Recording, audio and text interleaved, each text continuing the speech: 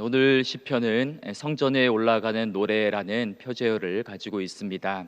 바벨론 포로기 이후 고향 땅을 떠나 흩어져 살던 이 디아스포라 유대인들은 유월절이나 오순절과 같은 유대의 주요 명절을 맞이하여 이 성전이 있는 예루살렘을 향하여 순례하며 올라가며 불렀던 노래입니다. 당시는 오늘처럼 이 교통이 발달되지 않아서 이 순례의 여정은 거리에 따라서 최소 일주일에서 또 길게는 한 달이 넘는 오랜 시간이 걸렸을 것이고, 또 그들이 걸어가는 그 순례의 여정에는 사방 도처에 어떤 광야의 위험과 또 도적의 위험과 또 들짐승의 위험으로 가득 차 있었기 때문에 그들은 힘들고 어려운 이 여행의 고비 때마다 이 순례의 노래를 부르면서 하나님의 은혜를 또 구하고 또 힘과 또 도움과 용기를 얻었을 것입니다. 그런데 왜 성전에 올라가는 노래라고 부르고 있을까요? 성전에 들어가는 노래 혹은 성전으로 나아가는 노래라고 하지 않고 굳이 성전에 올라가는 노래라고 표현하는 까닭이 무엇이겠습니까? 그것은 예루살렘 이 성전 자체가 지형적으로 해발 거의 800m에 가까운 높은 산 위에 위치해 있기 때문에 실제로 이제 성전을 향하여 가기 위해서는 걸어서 올라가야 했기 때문입니다. 그런데 여기서 이제 올라간다라는 이 표현은 단지 어떤 지형적인 특징만을 가리키는 표현이 아니라 어떠한 상징적인 의미, 영적인 의미도 내포되어 있습니다. 올라간다라는 것은 말 그대로 이 낮은 곳에서 높은 곳으로, 또 아래에서 위를 향한 발걸음을 가리키고 있습니다. 즉 땅 아래에 이 현실에만 매여서 살지 않고 주님이 계신 저 높은 곳을 향하여 또 위의 것을 찾아 나서는 그러한 순례자의 걸음을 뜻한다라고 볼 수 있습니다. 특별히 바로 앞장과 연결해서 생각해 본다면 지금 시인은 낯선 이방 땅에서 악인들의 그 거짓된 모함과 또 비난 속에서 힘겨운 시간을 보내다가 이제 하나님이 계신 그 성전을 향하여 올라가고 있는 것입니다. 평화가 없는 땅, 또 안식이 없는 땅에서 오래 거주한 시인이 지쳐서 이제 다시 주의 임재와 또 영광과 또 사랑으로 충만한 그 성전을 향하여 올라가면서 그 주의 임재 가운데 자신의 영혼이 다시금 살아나기를 갈급해하고 또 갈망하는 마음을 담아서 지금 성전을 향하여 시인이 올라가고 있는 것입니다. 흔히 사람들은 일상이 또 무료하거나 또 내가 살고 있는 이 현실이 너무 답답하고 또 힘들게 느껴질 때면 훌쩍 모든 것을 떨쳐버리고 또 여행을 떠나곤 합니다. 그런데 이제 관광으로서의 여행은 굉장히 우리를 피곤하게 하고 또 때로는 더 많은 에너지를 소진시킬 때가 많이 있습니다. 사람들로 북적이는 유명한 관광지에 들러서 허겁지겁 또 사진을 찍고 또 정신없이 음식을 먹고 또 빡빡한 여행 코스를 돌다 보면 오히려 더 피곤하고 또 에너지가 더 소진되고 공허할 때가 있는 것입니다. 이에 반해서 이 순례로서의 여행은 천천히 두 발로 도보로 거닐면서 풍경을 음미하기도 하고 또 무엇보다도 자신의 내면을 돌아보고 성찰하는 그러한 시간을 가지고 또 분주한 일상에서 놓치고 살았던 내 삶의 중요한 가치, 또 우리 믿는 자들은 신앙의 중요한 가치들을 다시금 묵상하는 좋은 그러한 기회가 되기도 합니다. 우리 인생을 가리켜서 길과 또 어떤 여행으로 또 비유해 볼 수가 있는데, 오늘 여러분의 삶은 분주하고 정신없는 관광객과 같은 삶입니까? 아니면 영혼을 향하여 걸어가는 순례자의 삶을 살고 계십니까? 오늘 또 우리는 하나님의 거룩한 임재가 있는 이곳 교회 또 예배당을 향하여 올라왔습니다. 특별히 우리 교회는 이 높은 곳에 언덕 위에 위치하고 있기 때문에 이 성전에 올라가는 노래를 묵상하기에 가장 좋은 그러한 특징을 지니고 있습니다. 우리 교회 옆에 있는 그 3일 운동 계단을 통해서 한 걸음 한 걸음씩 천천히 느리게 기도하는 마음으로 또 이 시편의 성전에 올라가는 이 노래들을 묵상하면서 올라온다면 굉장히 기도하기에 유익할 것 같습니다. 또 이제 집과 이 교회와의 거리가 먼 분들은 교회에 나오실 때마다 좀 시간적인 여유를 두시고 마치 순례하는 기분으로 또 운전을 하시기도 하고 때로는 대중교통을 타고 오면서 또 때로는 도보로 교회를 향해 걸어오면서 기도하고 묵상하는 시간을 가지면 영적으로 유익한 시간을 보낼 수 있을 것입니다. 그래서 오늘 우리들의 삶이 매일마다 이 땅의 문제와 땅의 현실 속에만 갇혀 있고 매여 있는 그러한 삶이 아니라 날마다 성전을 향하여 올라가는 삶이 되기를, 또 우리의 눈과 시선과 마음이 항상 이 아래를 향하여 고정되어 있는 것이 아니라 위에 계신 하나님을 향하는 그러한 삶이 되었으면 좋겠습니다. 오늘 시인은 성전을 향하여 올라가면서 1절에서 이렇게 고백을 하지요. 내가 산을 향하여 눈을 들리라. 나의 도움이 어디서 올까?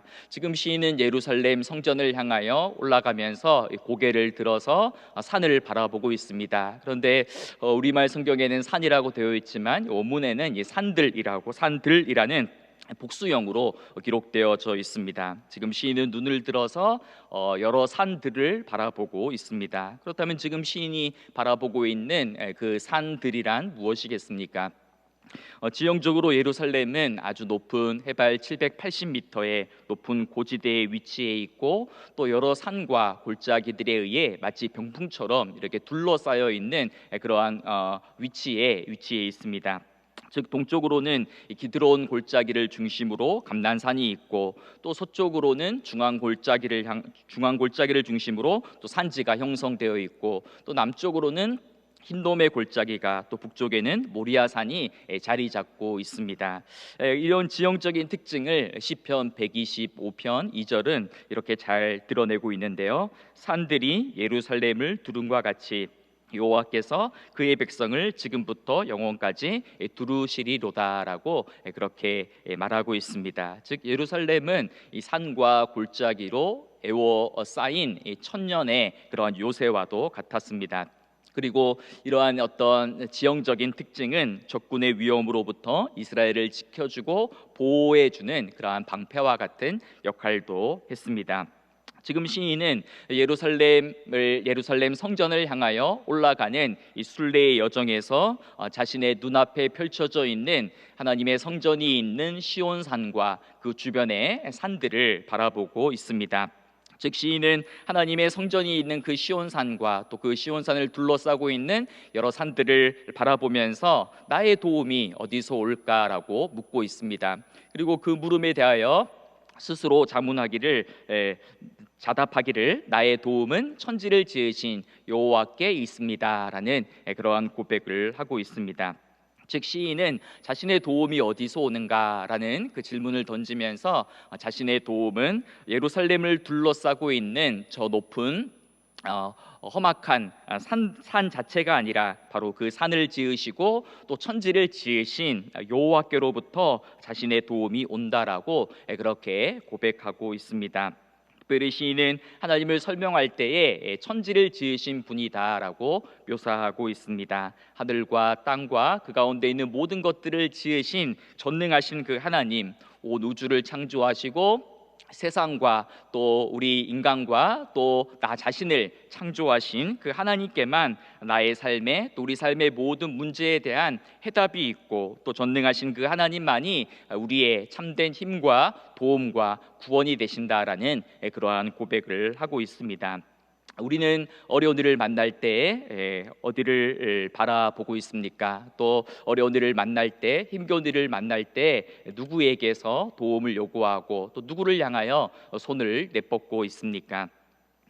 헨리 나우엔이라는 영성학자가 이 마지막 노년에 지은 안식의 여정이라는 책에 보면 굉장히 유명한 이런 예화가 등장합니다. 한 번은 그가 공중 근해 서커스 팀의 공연을 너무나 감명 있게 보고 끝난 다음에 그 공연을 한 사람을 찾아가서 물었습니다. 아니 당신은 어떻게 그렇게 멋지게 용감하게 날아서 반대편에 있는 사람을 그처럼 적절한 타이밍에 멋지게 잡을 수 있습니까? 라고 이렇게 그 사람을 향하여 칭찬하며 물었습니다. 그러자 그 사람이 이렇게 대답했다라는 것입니다. 대중들은 공중에서 멋지게 점프해서 날아오르는 나에게 박수와 환호를 보내지만 사실 진정한 주인공은 맞은편에서 나의 손을 붙잡아주는 사람입니다. 내가 그네에서 점프할 때에 내 맞은편에 있는 그 사람은 0.1초까지 정확하게 계산해서 정확한 지점에서 나를 붙잡아 주기 때문입니다. 나는 단지 나의 손을 펼쳐서 그 사람이 잡아주기만을 기다릴 뿐입니다. 이런 대답을 했습니다. 그러자 나우엔이 다시 의아해하며 재차 물었습니다. 그렇다면 정말 당신은 아무것도 하지 않습니까? 그러자 네, 맞습니다. 이 공중근해를 하는 데 있어서 가장 최악의 실수는 공중에서 날아가는 사람이 붙잡아 주는 사람을 붙들려고 하는 것입니다. 그러면 붙잡는 타이밍이 어긋나서 혹여 상대방의 손을 붙잡더라도 손목이 부러지는 그러한 부상을 당할 수밖에 없습니다. 날아가는 사람이 해야 될 단 한 가지는 잡아주는 사람이 나를 잡아줄 것을 전적으로 믿고 허공으로 점프해서 그 사람에게 자신의 몸을 맡기는 것입니다라는 그런 이야기를 들었다라는 것입니다. 여러분, 이 짧은 이야기 속에는 믿음이 무엇인지, 또 우리의 삶을 하나님께 맡긴다는 것이 무엇인지, 또 하나님을 나의 도움으로 삼고 살아간다는 것이 무엇인지를 잘 이야기해주고 또 교훈해주는 그러한 이야기입니다. 지금 내가 붙잡고 있는 이 밧줄을 또 그넷줄을 놓으면 당장 바닥으로 떨어져서 죽을 것만 같지만 허공에서도 나를 정확하게 붙잡아 주실 하나님을 믿기에 지금 내가 이 세계 움켜잡고 있는 인생의 밧줄을 놓고 하나님을 향하여 나의 팔과 손을 뻗고 온몸을 내어 던지는 것이 바로 믿음의 자세라는 것입니다.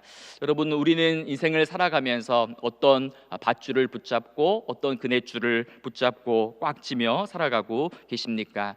우리의 진정한 도움과 구원은 이 세상에 있는 그 어떤 것이 아니라 오직 천지를 지으신 전능하신 하나님께만 있습니다. 사람과 재물을 끈으로 삼고 그것으로부터 헛된 도움을 찾고 구하는 삶이 아니라 나를 창조하신 하나님, 또 나를 창조하셨기에 또 나를 가장 잘 아시는 하나님, 내 삶의 타이밍을 가장 정확하게 알고 계신 그 천지를 지으신 창조주 하나님께 나의 삶을 내어 맡기고 그 천지를 지으신 하나님만 의지하며 또 붙들며 살아가는 또 우리의 인생이 되었으면 좋겠습니다. 이어서 시인은 자신을 도우시는 그 하나님이 어떠한 분이신지를 이제 3절부터 8절까지를 통해 설명하고 있는데, 여기서 이제 주목해 볼 것은 이 문법적으로 보면 이 인칭 대명사가 바뀌고 있다라는 것입니다. 1절과 2절은 나라는 1인칭의 그 독백이죠. 그래서 내가 산을 향하여 눈을 들리라, 나의 도움이 어디서 올까라고 묻고 또 스스로 답하기를 나의 도움은 천지를 지으신 여호와에게서로다, 이제 그렇게 답하는데 3절부터는 이제 나가 아니라 너라는 단어가 중요한 대명사로 등장합니다. 그래서 여호와께서 너를 실족하지 않게 하시고 너를 지키시는 이가라고 이렇게 8절까지 이야기하고 있는 것입니다. 그래서 이제 성경을 연구하는 학자들은 아마도 이 시편이 마치 일종의 어떤 교동문처럼 이렇게 번갈아 가면서 노래로 불려졌을 것이다라고 추측하고 있습니다. 그래서 어떤 제사장과 순례자 사이에서 번갈아하는 그러한 어떤 노래라든지, 아니면 어떤 순례의 길을 떠나는 자녀들을 향해서 부모가 축복하는 그러한 노래라든지, 또 혹은 이 순례길을 함께 걸어가는 이들이 서로를 격려하고 또 축복하는 그러한 돌림 노래로 이 시편이 사용되었을 것이다라고 추측하는 것입니다. 오늘 우리도 이 자녀들을 위해서 또 기도할 때, 또 서로를 위해 축복할 때에 이 시편을 가지고 또 축복하고 또 이 시편의 말씀으로 또 서로를 향하여 또 격려하면 참 좋겠다라는 그러한 생각이 들었습니다. 우리가 매 명절 때마다 우리 교회에서 이제 나가는 그 명절 가정 예배 순서지 뒤편에 보면 이 독일 개신교 찬송가 뒤편에 실려 있다라고 하는 길 떠나는 이들을 위한 그러한 축복의 그러한 기도문이 담겨져 있죠. 그래서 하나님께서 누구누구 아무개 앞에 계시고, 또 하나님께서 아무개 뒤에 계시고, 또 위에 계시고 아래에 계시고 둘레에 계시고 그 안에 계셔서 그가 걸어가는 길을 지켜주시고 보호해 주시기를 간구하는 그러한 기도문입니다. 마찬가지로 오늘 우리가 읽은 이 시편도 서로를 위해 기도하고 또 축복하고 또 격려하고 복을 비는 좋은 기도문이 됩니다. 하나님이 나의 길만 인도하신 것이 아니라 또 너의 길도 지켜주시고 또 보호해 주시고 또 선하게 인도해 주시기를, 또 우리 가정과 또 우리의 자녀들이 천지를 지으신 하나님만을 도움으로 삼고 살아가기를 또 축복하면서 또 이 기도를 가지고 이 말씀을 가지고 또 기도할 수 있을 것이고요. 또 신앙의 여정 가운데 또 힘들어하고 또 지쳐있는 우리의 지체들이 있다면 이 시편의 이 말씀으로 또 위로하고 또 우리가 서로가 서로에게 또 용기를 주고 힘과 또 그러한 소망을 북돋아주는 그러한 좋은 말씀이 될 수 있을 것 같습니다. 그렇다면 이 천지를 지으신 하나님은 우리를 어떻게 도와주시고 지켜주실까요? 오늘 본문 3절과 4절에 보면 여호와께서 너를 실족하지 아니하게 하시며 너를 지키시는 이가 졸지 아니하시리로다. 이스라엘을 지키시는 이는 졸지도 아니하시고 주무시지도 아니하시리로다. 그렇게 이제 고백하고 있습니다. 먼저 하나님은 이 시인이 실족하지 않도록 도와주시는 분이십니다. 실족이라는 말은 발을 헛딛거나 무언가에 걸려 넘어진다라는 그러한 뜻이지요. 그래서 예루살렘 성전을 향하여 올라가는 그 길 자체가 굉장히 높은 그러한 산과 언덕과 또 골짜기로 이루어져 있기 때문에 발을 헛디디면 굴러 떨어져서 다치거나 또 심지어는 목숨을 잃을 수도 있는 아주 위험한 일이었습니다. 그래서 시인은 길을 걸어가는 동안 실족하지 않도록, 넘어지지 않도록, 발을 헛디지 않도록 하나님께서 지켜주시고 보호해 주시기를 그렇게 기도하는 것입니다. 여러분, 하나님은 우리의 걸음을 지켜주시고 또 인도하시고 또 우리가 실족하지 않도록 우리를 보호해 주시는 분이십니다. 그런데 시편 37편 23절 이하에 보면 이런 말씀이 있습니다.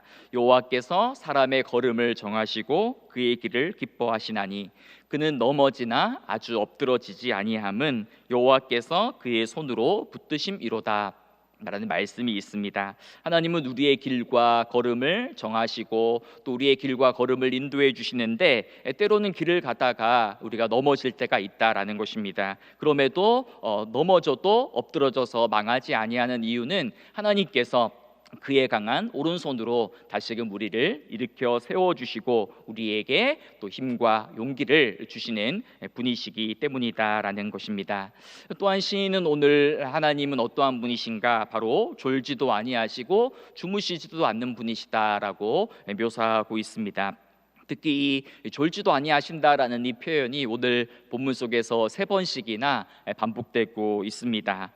우리가 이제 익히 알듯이 당시 고대에 이제 우상들을 섬기던 사람들은 평소에는 자기들이 믿는 신이 깊이 잠들어 있다라고 그렇게 생각을 했습니다. 그래서 자신들이 어떤 위기에 빠지거나 도움이 필요한 순간이 되면 아주 요란하고 어떤 떠들썩한 어떤 제사 의식을 통하여 잠자고 있는 신을 깨워야만 한다라는 그러한 생각들이 있었습니다.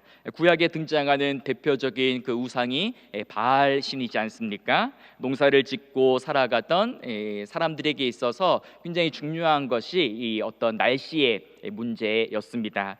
가나안 사람들은 이 날씨와 비를 주관하는 신이 이제 이 바알 신이라고 믿었는데, 비가 오지 않는 건기에는 이 바알이 깊이 잠들어 있는 계절이고 또 우기가 되면 바알이 깨어나서 아세라와 결합을 해서 땅에 비가 내리고 돼지가 다시 생명을 얻는다라는 이런 생각을 하고 있었습니다.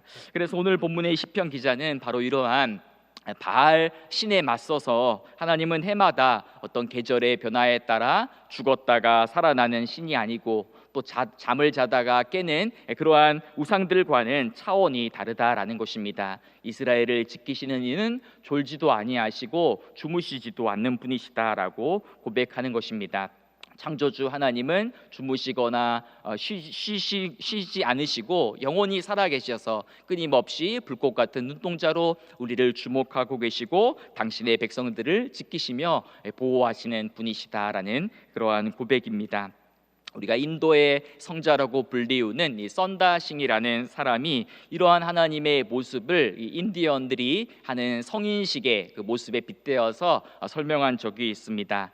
달조차도 뜨지 않는 어두운 밤에 이 아버지는 아들을 데리고 깊은 산속으로 들어간다라는 것입니다. 그리고 그곳에서 그 아들이 혼자서 그 밤을 지새우고 그 밤의 두려움과 공포를 이겨내고 또 짐승의 공격으로부터 생존해야지만 진정한 성인이 된다라는 그러한 뜻입니다. 그래서 이 어린 아이를 홀로 두고 아버지가 떠날 때에 이 아들은 울기도 하고 두려움과 공포에 휩싸이기도 하고 또 자신을 이렇게 홀로 두고 떠나는 아버지가 무심해 보이고 또 냉정해 보이기까지도 한다라는 것입니다.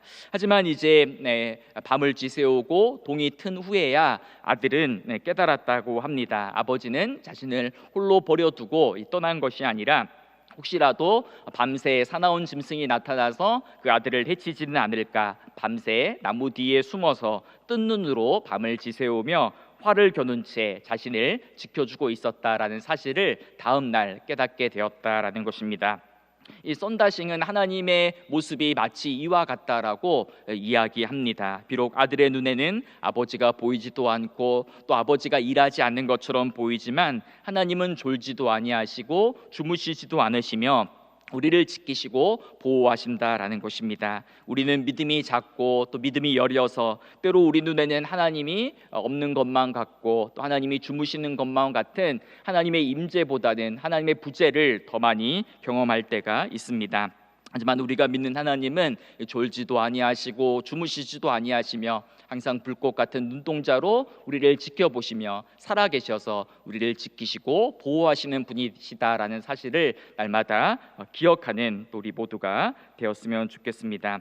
이어서 또 시편 기자는 자신을 도우시는 그 하나님의 모습을 5절과 6절을 통해서 이렇게 고백하지요. 여호와는 너를 지키시는 이시라. 여호와께서 내 오른쪽에서 내 그들이 되시나니 낮의 해가 너를 상하게 하지 아니하며 밤의 달도 너를 해치지 아니하리로다라고 그렇게 고백합니다. 거기서 이제 낮의 해와 밤의 달이 등장하지 않습니까? 이것은 이제 많은 차원에서 생각해 볼 수 있겠지만 이 두 가지 차원에서 생각해 볼 수 있습니다. 먼저 여기서 낮의 해와 밤의 달이라는 것은 고대 사회에 고대인들이 자연을 숭배하고 섬기던 그러한 고대 사람들의 어떤 종교성을 반영하고 있다라고 해석합니다. 그래서 고대 근동의 사람들에게 있어서 이 1월 성신은 단순한 어떤 자연이 아니라 일종의 신처럼 숭배받는 그러한 대상이었습니다. 그래서 태양을 다스리는 신이 따로 있었고 또 달을 관장하는 신이 따로 있었기 때문에 고대인들은 태양신과 또 달의 신을 숭배하고 섬겼던 것입니다. 이 시인은 해와 달을 그러한 어떤 신적인 지위에서 끌어내리면서 그것은 단지 우상에 불과하고 낮의 해도 밤의 달도 너를 해치지 않고 상하지 못하게 한다라고 그렇게 고백하는 것입니다. 두 번째로 이 낮의 해와 밤의 달이라는 것은 실제로 순례자들이 광야를 걸으면서 겪었던 그런 한낮의 더위와 밤의 추위를 가리킵니다. 광야의 날씨는 한낮에도 40도가 훨씬 뛰어넘기 때문에 만약에 이 태양의 뜨거운 그 빛에 고스란히 노출되면 일사병에 걸리기 쉽습니다. 하지만 높은 온도에 비해서 습도는 없기 때문에 그늘에 들어가면 아주 시원함을 느낄 수 있다라고 합니다. 그래서 하나님께서 광야의 길을 걸어가는 이 여정 가운데에 하나님이 나의 그늘이 되셔서 한낮의 태양으로부터 너를 또 지켜주시기를 원하신다라고 그렇게 이제 기도하고 있는 것입니다.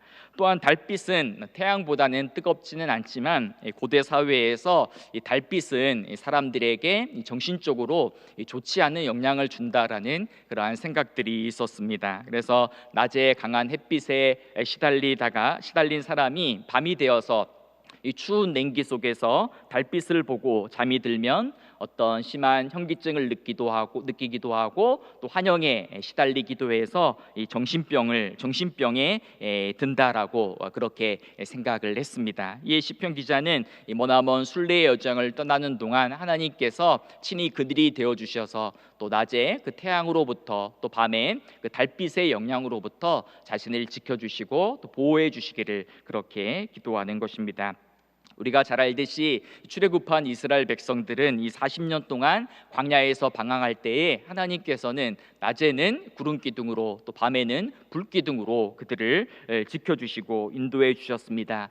광야는 아무것도 보이지 않고 또 아무것도 없는 절망의 장소였지만 그들은 그 광야 한복판에서 하나님의 또 살아계심과 하나님의 임재와 기적과 사랑을 매일마다 느끼고 또 경험하며 살았던 것입니다.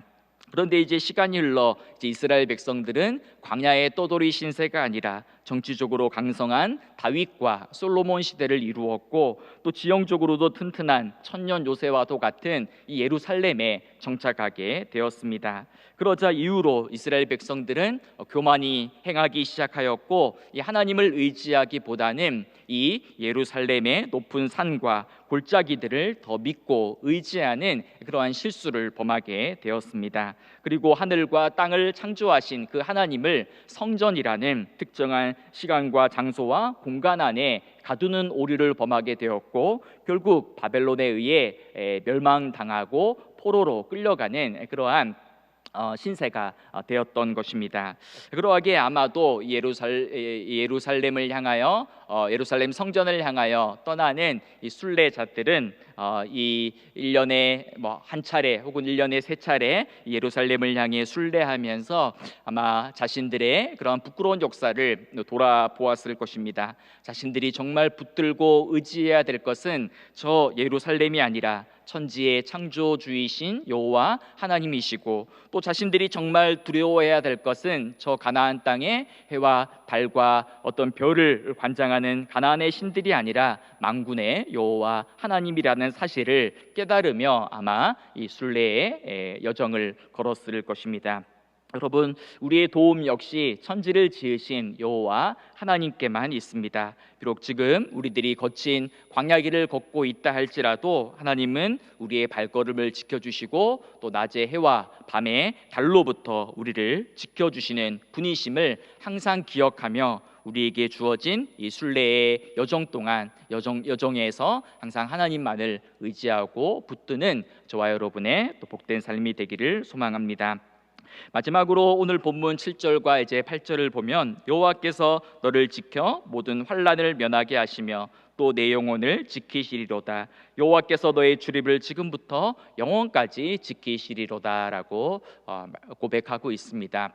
우리가 시편 121편에서 가장 많이 반복되는 단어는 이 지키신다라는 이 단어입니다. 8절밖에 되지 않은 이 짧은 시편에서 이 지키시리로다, 지키신다라는 표현이 무려 6번이나 반복되고 있습니다. 결국 이 시편 121편의 주제는 하나님이 우리를 지키신다, 우리의 발걸음을 지키시고 우리의 삶의 여정, 순례의 여정, 모든 어려움과 환난에서 우리를 지키시는 그 하나님을 노래하며 또 찬양하고 있는 것입니다. 그런데 여기서 이제 지키신다라는 표현은 우리가 이제 흔히 생각하는 그러한 지키신다라는 것과는 조금 이제 뉘앙스가 다르기도 합니다. 우리말 성경에는 여호와께서 너를 지켜 모든 환난을 면하게 하신다라고 이렇게 나와 있는데 원문에는 환난을 면하게 해주신다, 면제해 주신다라는 그 단어가 등장하지 않습니다. 단지 이제 원문에는 어떻게 표현되어 있냐면요, 모든 환난 속에서도 너를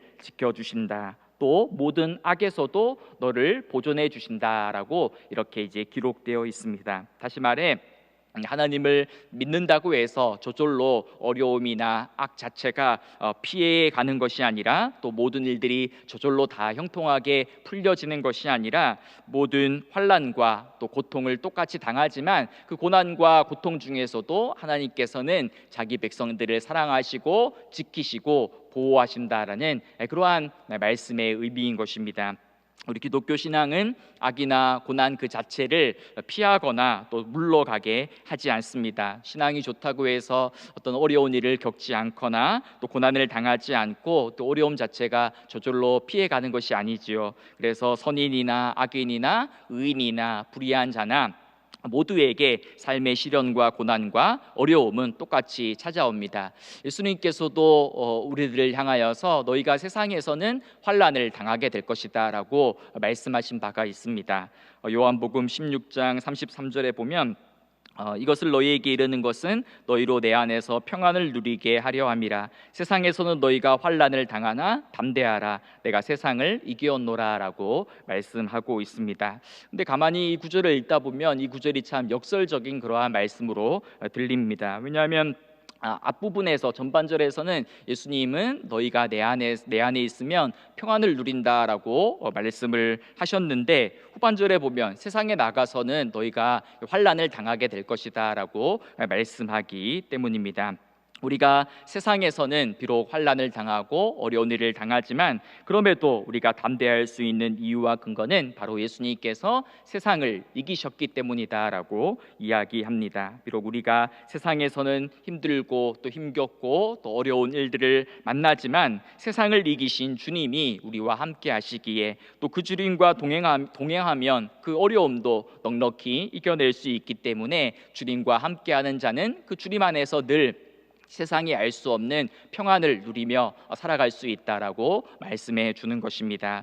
여러분, 그리스도인의 삶의 여정이란 사망의 음침한 골짜기 그 자체를 피해가고 돌아가는 것이 아니라 죽음의 골짜기를 걸어간다 할지라도 나와 함께 하시는 주님이 계시기에 두려워하지 않고 또 주의 지팡이와 막대기가 나를 보호하며 또 나를 인도해 주실 것을 알기 때문에 주님과 더불어서 함께 길을 걸어가는 여정입니다. 고난 그 자체를 피하고 돌아가게 해달라고 기도하는 것이 아니라 고난 중에서도 우리가 기도해야 될 것은 고난 중에서도 믿음과 소망을 잃지 않게 해달라고 기도해야 되고 또 오히려 고난 중에서 우리를 지키시고 보호하시는 하나님의 더 놀라운 그 은혜를 경험하게 해달라고 기도하면서 우리에게 또 주어진 삶의 여정을 또 걸어가야 할 것입니다.